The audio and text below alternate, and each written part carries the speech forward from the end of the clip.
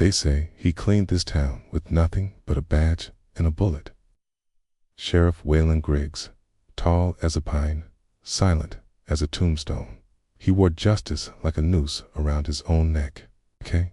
And every outlaw west of the Missouri knew his name, not because he spoke it, but because they saw it carved into their friends' gravestones.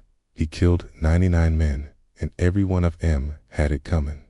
Horse thieves, bounty jumpers, child burners, railroad bandits, killers of women, killers of worse.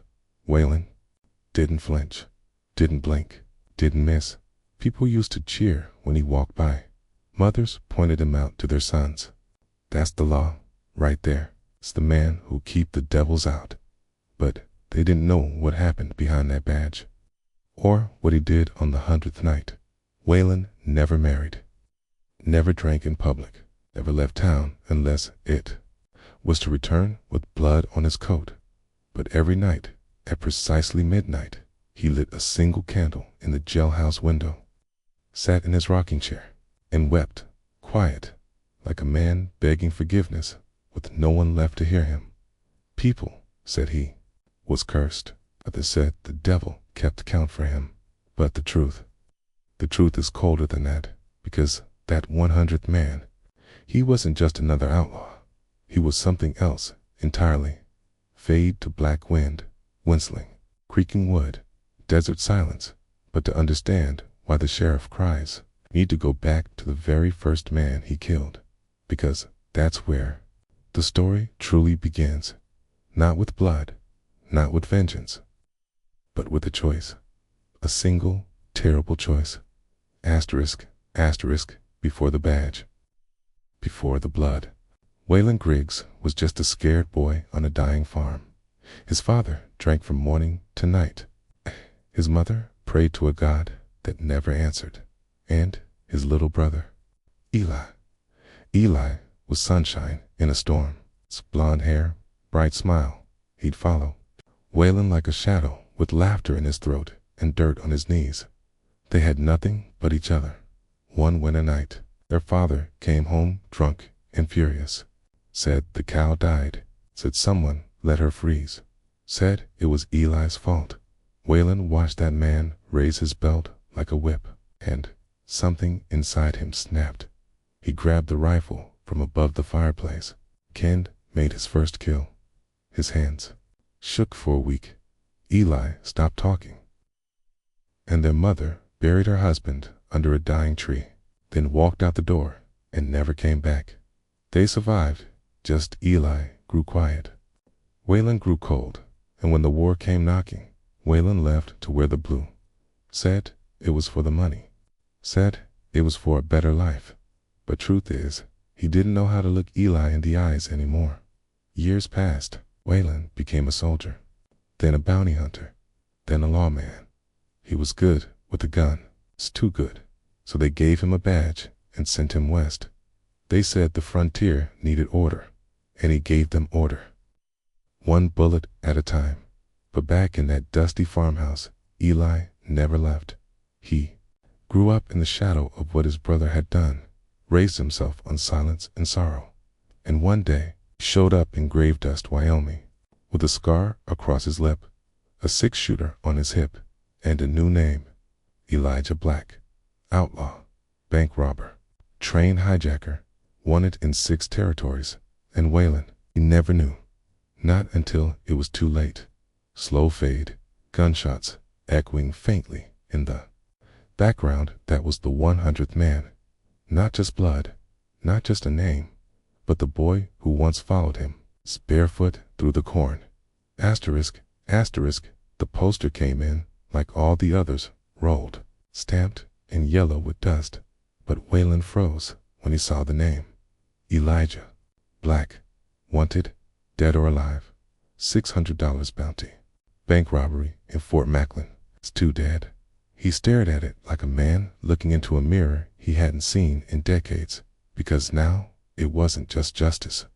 It wasn't just another mark. It was Eli, his brother, his blood. Waylon rode out that same day, didn't say a word, didn't pack much, just his rifle, the bottle he he hadn't touched in years, and the weight of 100 ghosts. He found Eli 2 towns over in a saloon called the Devil's Lantern. Eli sat at the corner table, boots up, hat low, whiskey in hand. He looked older, harder, but it was him. Same eyes, same scar across the lip dot, and when their eyes met across the smoke and noise, time folded in on itself. They talked in the alley out back. No guns, no yelling, just 2 broken men remembering a life that burned down long ago. Waylon said, "Why, Eli? Why, Rob? Why kill?" Eli just shrugged. "Because you left. Because I waited. Because this world eats boys like we were." Waylon's voice cracked. "You're not one of them. You don't have to be." And Eli smiled, but it wasn't warm. "You already made your choice, Sheriff. Long time ago. This is just mine." Tense silence. Then a cold wind rises. Eli stepped back, hand on his gun. "You're gonna have to take me in, Way, or put me down." Waylon said nothing, didn't move. So Eli drew fast, but Waylon was faster. Gunshot, silence. Then the wind picks up Eli, dropped to his knees, blood blooming across his chest like a red flower in snow. He looked up at Waylon one last time, not with hate, not with fear, but with something deeper, almost peace. "You always were quicker," he whispered, and then he fell. The townsfolk never asked who the man was. They just added the name to the tally. 99 dead. But Waylon knew better.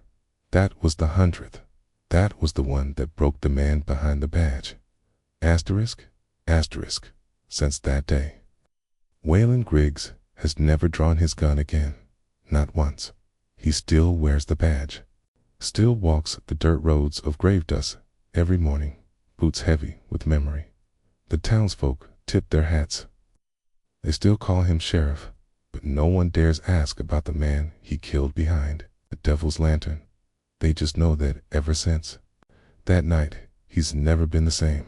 At precisely midnight, every night, the jailhouse glows with a single candle in the front window.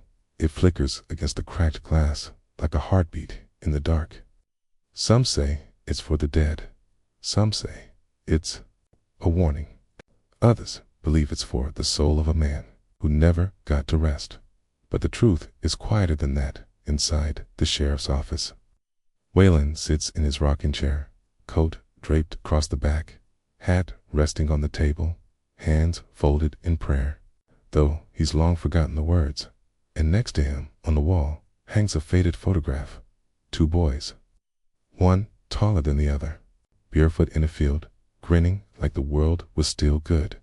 He lights the candle, stares into the flame, and whispers the same thing every night. "I'm sorry, Eli. I should have stayed." Okay. Then the silence swallows his voice, and the desert wind takes the rest.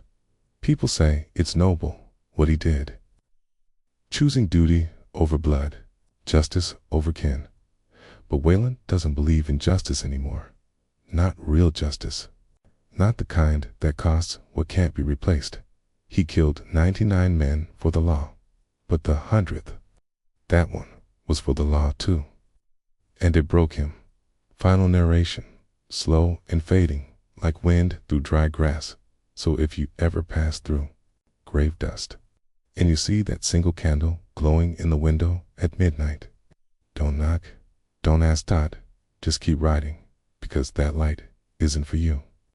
It's for the boy who followed his brother into the dark and never came back out. Asterisk, justice took 99 souls, regret only needed one.